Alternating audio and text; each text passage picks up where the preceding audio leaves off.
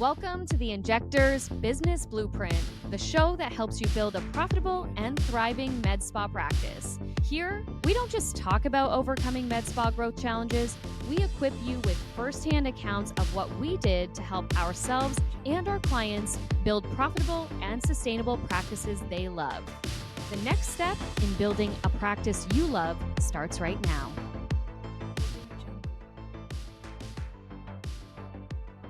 As a med spa owner, Q4 is not just the end of year, but it's one of the most lucrative and critical times to take stock of your business. The real question isn't about what you did, but how well you did it and what you're going to do differently in 2025. Today, Erin and I are revealing some key insights and practical strategies to help you maximize this time of year and prepare for a stronger and more profitable future. Hey everyone, welcome back to the Injector Business Blueprint, where we aim to make the journey of med spa ownership a little less lonely. I'm your host, Brandon, and I'm joined by my co host, Erin. Today's episode is all things end of year and taking stock of kind of what worked, what didn't, and how you can leverage your insights to set you up for a successful new year. Love that. So One of that's my like favorite times. so much to unpack, right? Especially because the end of the year is so crazy. I know right now, we're not 100% sure of when this episode is dropping, but we're in the thick of it right now. So Q4 is just so crazy. So there's a lot of things that I know that personally we try to do to obviously increase revenue and increase patient satisfaction with some holiday promotions, also getting everyone in to physically be seen so that they can get their treatments. I mean, that's always a thing. So there's so much going on at the end of the year. So, Erin, what is something that you are coaching your med spa owners as far as like critical must do's, must haves, must complete by the end of any year, especially in Q4, Okay, so kind of a loaded question, right? obviously. I You know. know that, like, my go-to is the numbers, right? Mhm. So, the thing is, like, I don't try to make any decisions about how I'm feeling because I wanna check and make sure that the numbers actually confirm my thoughts, my beliefs, my feelings, and sometimes they show me that I'm wrong. And so the first thing that, I do with clients or that I did as a director, and maybe you do this, so I'd love to hear your kind of system for how you do it. But we start looking at some very key performance metrics for the business as a whole, and then those same metrics for each individual provider. So overall, I keep it really simple. We are looking at overall average spend, either daily, if not monthly, average revenue, right? So each day that we're open, what do we expect or what did we perform like? Mhm. How many clients we serve, and again, the average spend. So we're looking at revenue, average spend, and how many clients we served. I really just look at these three numbers as that introductory to what way am I going to go in the sense of when I sit down with a team member, what feedback am I giving them based on real performance metrics? And of course, you can break those down even more. But for people who are like, I've never done that before, or normally we sit down, we talk about our feelings or how everything feels, right? If you're new to the KPI game, those are the high level ones that I go to is like, did our revenue increase overall and per segmentation? And did I actually get what I wanted? Then I look at number of clients served, and maybe that number went down, which doesn't mean that you did less. Sometimes that means that your average spend went up, and that's Mhm. probably what you want because that tells me that you probably worked less and made more, which is exactly what we want for everyone. And Right. then if you take those 3 KPIs and then you look at each individual provider, that helps you to decipher if they need to work on maybe they're upselling, they're cross-selling, they're retailing. Maybe it means, again, if they've worked on less clients or maybe they worked on a high volume, but they've got a low average spend. So it really gives me good insight into where I start to have that conversation with the team as a whole, but then each individual provider on what maybe we got to work on moving into the new year. What about you? No, I think that's a great point. And, I love what you said about looking at the numbers to see maybe if you've sort of strategically change something to increase your revenue, but maybe you did work a little bit less. So what's different there and how can we make that better for 2025? From a practice manager standpoint, the one thing that I'm really honing in on too is really working with a lot of our vendor partners to make sure that we're meeting our tier goals, our partner levelship, whatever they're called, those kind of goals to make sure that, do we need to strategically buy a little bit more to make our standing next year as lucrative as we want it to be? Or, do we need to collaborate with them in order to help fund our patient appreciation event or anything like that, so kind of like a last push for the end of the year because they have numbers that they need to meet too, so it's kind of like a help me help you situation.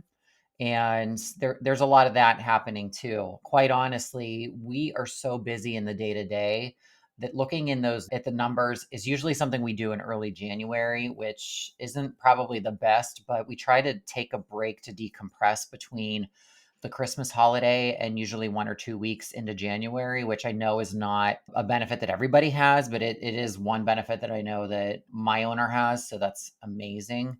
And it just gives us that opportunity to kind of reset mentally. But it's definitely something important that, once we get past, 1/1, I really start to retroactively look back and see what has occurred, what do we need to change. But, a lot of things that I do consider are in regards to service and product pricing, because some things do change that are out of my control and some things change that are within our control. So is this a good time to do that? Historically, yes, because we kind of leverage our holiday sales to buy in at that lower cost and then usually increase 1/1 to account for a lot of increases throughout the year that you don't want to seem like you're nickel and diming throughout the year. So we kind of just use that as a level set. And from an accountant standpoint, I think it makes a lot of sense because you don't have to figure out like why something changed dramatically mid-year. Like if you just go by tax year, it usually works out to our advantage. So I don't know if my accountant has subconsciously planted that in my head, but it makes a lot of sense to me. I don't know if a lot of your clients follow that same methodology. Yeah, I think that they're definitely mindful of if they are gonna do a price increase, that they're mindful of their fiscal year, which might not be the exact same as the regular fiscal year, like their working year, whether they are like a June to July or a September to October. That way they may do price increases throughout the middle of the year, is the middle of the year for everyone else, but for them, it's the beginning of a new business year for that business. But I wanna go back to the thing that you said, and we were talking about the comment I made before when I was like, I need to make sure that my feelings are valid through numbers, Hmm. right? But sometimes, and I don't know about you, but I know when I get on calls with clients, they'll be like, oh, I feel like I'm not growing. I feel like nothing's really changing, or I feel like we didn't make our goal. And the reason why I love the numbers is because it will quickly clear up any feeling that you have. And I had a client recently who was like, "Oh, we're running short on our total revenue goal for the year. We only've got, 8 weeks left of the year, and we're not gonna hit our revenue goal, and so Hmm. I'm really disappointed." And so the reason why we look at a few different metrics to really measure is because she was really basing her entire year's performance only on one metric. And because that metric that she wanted, which was her total revenue, wasn't matching where she wanted to be, in her mind, she's like, "Oh, I'm not doing that well. We're failing." But when I said, "Okay, let's look at it from a different angle," what we realized was her average spend went up and they saw less patients overall, meaning she actually was able to scale back her entire week, every Hmm. week for the entire year. So she was working less and making more. But Hmm. because her top line revenue didn't match, let's also note she grew her bottom line. But this is why it's important that you have a few different metrics that you're really looking at, because it could feel like if you're falling short in one, you might miss the fact that you have grown leaps and bounds in a different way. It just isn't necessarily showing on the top line. And like, also, let's get real clear. I would much rather a client's bottom line grow or their average spend go up than the top line revenue keep increasing, right? I've had clients who they're increasing year over year with their sales, but their Mhm. bottom line is total trash. So, if you really want this thing to do the thing it's supposed to do, which is give you time freedom and financial freedom, we got to Mhm. focus on just a few other things than the top line. So, yeah, I always check the numbers to match or maybe correct the feelings that I have or my clients have. Absolutely. And I think that's a very valid point because numbers don't lie, right? Like feelings are subjective, but I mean, when you start to look at numbers, then you could start to streamline from there. So maybe if the revenue isn't as high, maybe there's opportunities to cut back in cost of goods sold or some other metric, or, if they want to add on a different service or a different provider to kind of help increase, whatever. Like there's so many levers you can pull to make your business what you want it to be. But focusing on one thing, no, you can't. There's so many other changes. It's crazy. But, I think that like sales and numbers, yeah, that's great, like to focus on towards the end of the year. But also, you have to look at employee satisfaction too, right? I Like, literally was just thinking the exact same thing, right? Because it's like, who cares if you're making your seven-figure year if you have a miserable team who doesn't wanna be there and they couldn't be fussed to, have repeat clients or whatever, like, that needs to be in the forefront of your mind, right? absolutely, because I mean, arguably, I think from my experience, like the end of the year is the hardest time of the year. Like the last 3 months, you're planning, you're prepping, you're working more. I ran one full marathon in my life, and this is like mile 21 to 26. Like in your mind, how can I possibly still be alive? Like physiologically, this doesn't make any sense. My feet don't feel like I have toes anymore. My nipples are chafed. Things are rubbing together that never should in real life. But that there is like an end goal.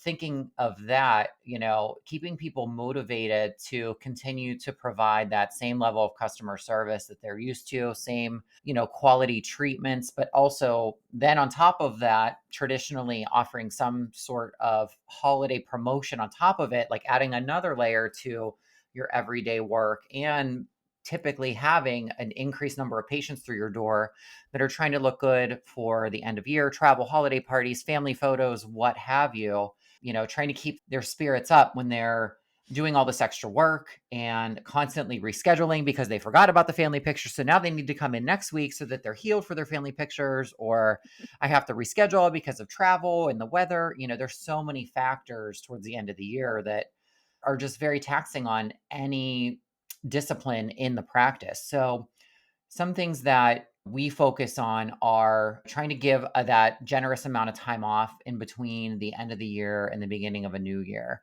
We're also planning I'll call it a corporate retreat, even though there's only 5 of us, but, Gotta planning start some somewhere. sort of offsite event that combines a little bit of relaxation with a little bit of work and strategic alignment as far as initiatives for the next year. This is something that we've never done. So we're really excited about that. We also just kind of have like an end of year team dinner just on typically the last day. If I don't, roll around in broken glass while I'm doing like final inventory and I can muster that energy, we go out for a really nice meal together and just celebrate and kick our heels back or take our shoes off, whatever. And do you But do that whether you feel that the business has been successful or not? What is the determining factor that allows you to say, okay, we will invest, right? So we're talking about how do you evaluate your success? And so when we look at, I 100% agree, like December is one of the hardest months. And also, Mhm, let's get clear because you're pushing your team so hard, as you just mentioned, like I remember when I worked in hotel spas, they don't close at all. The hotel is mhm, open 365. So when you think about it, you're pushing that team, right? A lot more in the month of December, and they've got their own family obligations and whatnot. But also, let's keep in mind when you're asking all of these extras and, like, can we forego your lunch or can you stay late or can we squeeze in an extra patient? A lot of the time, come early December, mid December, people are mhm. actually taking stock if they should continue to stay working for the same business or same boss or same position. And so you have to be mindful, but just curious whether the practice is doing well or not, or like, how do you figure out that we are going to reward our team in this particular way, or we're going to close the office for a week, or we're going to, do a retreat? Like all of Mhm. that costs, I'm assuming. And even if you say like you're a smaller team of five, like a retreat for five people, I think about it like I've taken my team last year. We did like one of those Nordic style spas where we did Ooh. all the hot, cold plunge and the saunas and the steams and the chanting and all the things, plus a Yeah. dinner. I have a small team, and that was close to $1,000 just for a couple people, right? Mhm. Hey, it's Erin here. We're just cutting in real quick to remind you, if you're finding value in today's episode, make sure to subscribe at injectorbusinessblueprint.com. Never miss an episode and get access to exclusive content and tools that we share only with our subscribers. All right, thanks for sticking with us. Now, let's dive back into the episode and keep building the practice you love. So, curious how you gauge what you're going to spend and how you're going to, allocate funds or time to give back to the team to show appreciation. So that's a great call out. So the numbers don't matter when it comes to like a team dinner or whatever. Like that's just it's a non-negotiable. It's not like we need to meet certain tiers. We're not like that competitive. Like our brand is so strong that we just like we're all in it and it's not just one number or our holiday sales. It's been a year. We're still going, we're growing. We have happy, satisfied clients and five-star Google reviews. Like it's fine. Ashley's very generous in that regard. And for the retreat, I think I'm more conscious of the budget because she doesn't really give me one. But, I tried to schedule, well, we carved out time in the beginning of January because everybody I think traditionally takes a break, or at least I should say in our area, like, treatments aren't like hot to trot in the first week of January. We took a weekend where I could get everybody that wasn't traveling or doing anything personally. And we're only doing like one overnight. I found a bed and breakfast that I was able to rent out the entire house that was actually pretty reasonable. And then we're going to go to a well, they don't know this yet, but they're, I think by the time this gets released, they'll know the details but we're going to go to a spa and have a couple spa treatments during the day. And then we will have a dinner at night. And then, I'm going to be the dork there with the notebook to be like, okay, guys, time to get serious. Let's talk about 2025. Like we've had our Yes. fun. You've relaxed, just making sure that everyone's happy and making sure that everyone is having their needs met. And I'm not talking about like a financial way, like, what kind of training do you need? What other opportunities do you want to learn? Is there something that you've been afraid to say throughout the year that you want to share now? Because we get so busy in the day to day that sometimes you don't get to check in on that one thing and maybe it's just like stuck in the back of your mind but it's not important and you forget to ask. So we just use that as an opportunity to just like openly share. And it's not meant to be punitive or threatening. It's just a way that we can open up and share. So we just call that like just a round table. And, we use that as our forum to get everything out in the open. Interesting. So, would you say then, because when I think about traditional practices, right? Mhm. Like they might do something for holidays and, send a bonus or thank the staff or take them out for dinner or in your case, maybe we should come work with you, have a retreat. But are you then at the retreat? So, I just always think about end of year performance reviews. Okay. Mhm. So, do you guys typically do that as a team? Do you sit down and do it as a team and one-to-ones? And we kicked off talking about end of year metrics or KPIs that we would potentially be looking at. Is Mhm. that something that you bring up during the retreat? Or do you have notes? Because it sounds like you're going to ask them what do they want in the way of development or maybe growing into a new role or further training or whatever it might be that you guys are going to give back to them to help develop. But Mhm. what about what you need from them? At what point are you discussing that based on, looking back at the year of performance for each person?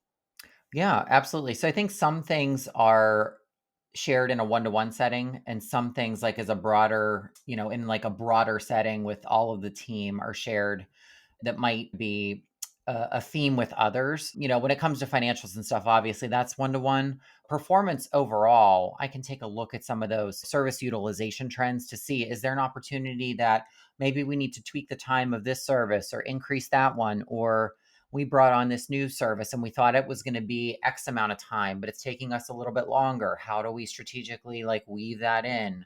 There's not one specific answer to that, but we do leave the performance reviews. And again, this is our first one. So we're going to leave the performance reviews out of it. And honestly, I'm trying to get those on more of a summer cycle Mm. because the end of the year is so chaotic for us because I don't think it needs to be done like calendar year. Each of our agreements are a little bit different. So I would rather do that in the summer because typically July is a very non productive season for us.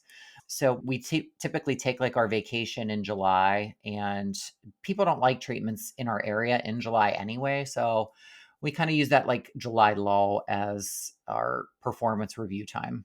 Gotcha. And I know a lot of practice managers, practice owners that we work with, they're sometimes afraid to share numbers and metrics with their team because they're like, oh my gosh, I don't want the team to think that I'm too successful because maybe if they know the numbers, they're like going to ask for a raise. Or if they Mhm. start seeing numbers, they're going to feel overwhelmed. Or do you share numbers with your team and like how important do you feel it is? Do they embrace it? Do they want to know? As a whole, yeah, I mean, I think it is good to share the numbers. We don't get down into like super deep granular, but overall, they're aware of like top line revenue. But also, I want to make it a fact to add in those expenses because they don't see the $250,000 Amex bills. They don't see how much every single thing costs. There's little reminders during the year when they're asking for these supplies and I'm like, "Guys, I know you think it's like little, but it adds up."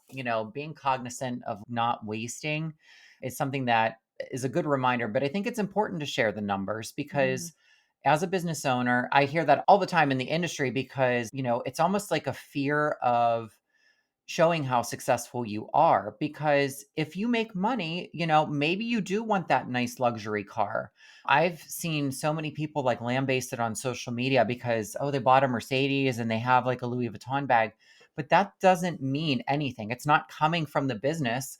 I feel like you should be proud to show how hard you work. And if that's Mhm. manifested in a car, okay, that's fine. But also, you could still live in a shack and have a bag from Target or go on vacation. It's like whatever's valuable for you. If it's a tangible thing, that's fine. I have two Louis Vuittons. What does that mean for me? Does that mean I'm rich? Is that the perception? I don't know. But like, I've had one for over 10 years when I first started in corporate America, and I got one used on the real real. So, I love a good consignment buy, especially right? once you start sinking money into luxury goods and you're like, "Wait a minute, this is a total waste of money," but Yeah. anyway, we digress.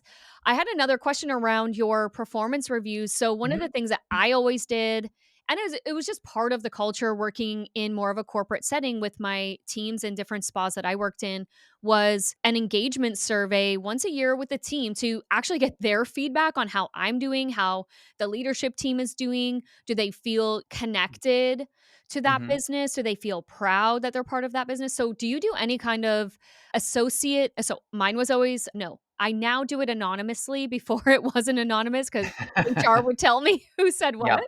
But in an anonymous way, I find that's, less pressure for the team. But do you do anything like that with your team?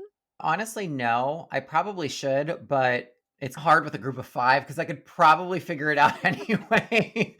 But I really just think that we have such an open and honest relationship that is, again, very rare, but, we're able to voice our concerns and not feel like we're gonna be subjected to retribution. I don't think it's a bad idea because I think I'm my own worst critic trying to be practice manager, HR, marketing person. I'm all the things. I would be interested if some people, especially some of my more remote workers, were, that I don't get to connect with as much in studio, still felt that I was as effective or as present as I possibly can be. So I think that is a really good call out and a good factor that if, you or your practice has someone that's more virtual or fractional position that they still feel like they're connected to the business and the brand. Yeah. I gotta say, very transparently, I literally got my biggest piece of humble pie in my entire career Mhm. through an annual survey. Yeah. And that survey completely changed the trajectory of how I became a leader and how like, I would say probably how successful I was able to become as a leader or running multi-million dollar spas. Had the team one not filled that out or had the courage to say what they said, it wouldn't have woken me up to the way that I was behaving because I didn't see myself as a dictatorship, but everyone was perceiving it that way. And Yeah. it was the biggest slap in the face. And whoever's listening, if you are running a practice and you have a hard time keeping staff or you find that your team really isn't giving that performance or giving you their all, most of the time it's because of you. That was the biggest and hardest pill to swallow. For me, I think I cried for 3 days before I was able to even respond to my HR director because in my mind, I thought I was crushing it. Mhm. And that's obviously the ego that I had at the time. And it wasn't like I was a crazy dictator, but what I realized through the feedback and through what people were saying was, wow, I really didn't include them in my decision making or the direction we were going in, or, I really wasn't adhering to the type of teamwork that I was expecting. So, like, I wasn't doing it, but I expected everyone else to do it. Anyways, like, Mm. I could go on and on. That was like such a career defining time for me, and I think Yeah. that was, like, back in 2014, and it changed everything for me because I literally had to stop in my tracks and go, "It doesn't matter, Erin, what you think is happening. This is telling you in black and white that it's not happening the way you thought it was, so, like, you Yeah. need to change." And really, like, I believe in top-down effect, top-down leadership. So, in case you guys are listening right now and that's something that you're not doing, and again, you might see a bit of turnover that you're not happy with, you can't keep staff, they seem unmotivated, or you're just not getting the performance from them that you want, this might be a really great time to go, okay, I need to poll my team to figure out, like, get the feedback. What am I doing that's good or not good? Where are my gaps and opportunities as a leader, as a business owner? And of course, it's not opening the floor to listen to people complain. But what I look for now is the trend and pattern of answers. And especially if you've got more than 10 team members and you start to see a trend or a pattern arise in the way that people respond in that survey, you should really take that seriously because, again, for me, I know I wouldn't even be sitting here. I would be a mediocre manager holding on to a job just because I was able to be the person to enforce all the rules rather than really and truly develop people and develop a business. So, yeah, if you're not doing that, it's a really great way to also develop yourself. You talked about asking your team what training they want or how they're going to develop in the next year. As the business owner or even lead provider or practice manager, do you stop and ask yourself, how's my performance? The Yeah. only way to get a realistic view of how you're doing is also, like, ask your team.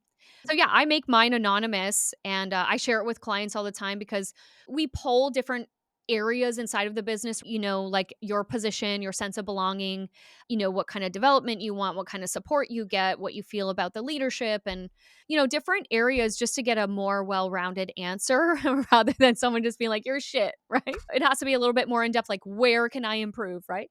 But yeah, I wish more spas, med spas, and aesthetic practices did that regularly so that they can really lean into that leadership journey and, up level their skill set. Absolutely. I think you can see the ones that their employees suffer in silence because I'm sure that it shows when you walk in there and they have that energy. But no, valid tips for sure for practices to implement, especially towards the end of the year. Yeah. Um, I mean, yeah. because here's the other thing that I remind clients all the time, the paycheck is not the thank you. Okay. So get that very clear. Someone has Mhm. traded their time for money. That's the paycheck. Okay. Yeah. That is not the thank you. So you have to, as like a business owner and a practice manager, a leader in any sense, you have to figure out that other way to quantify the success and give back to the team, get feedback, and learn to say thank you in the way that they need it to show up better for you to help build your dream. I love that so much. So much good information here. All right. Thank you so much, Aaron, for joining me for another fantastic episode of the Injector Business Blueprint. We've had some great shares and valuable insights on how to kind of take stock on the year and look forward to a productive new year. And if you enjoyed today's episode, please hit subscribe and leave us a review. If you're looking for more guidance on setting up a profitable new year, check out the additional resources linked in the show notes. Remember, taking that time to look back now can set you up for an even greater success ahead. Until then, keep reflecting and stay focused on what really matters. Bye, Bye. guys. Thanks for joining us on this episode of the Injectors Business Blueprint. We know your time is valuable and we appreciate you investing some of it with us. Comment, like, and subscribe wherever you listen to podcasts to continue the journey with us to push through those fears, doubts, and roadblocks to make the journey a little less lonely. So until next time, don't forget, you're blessed to be stressed.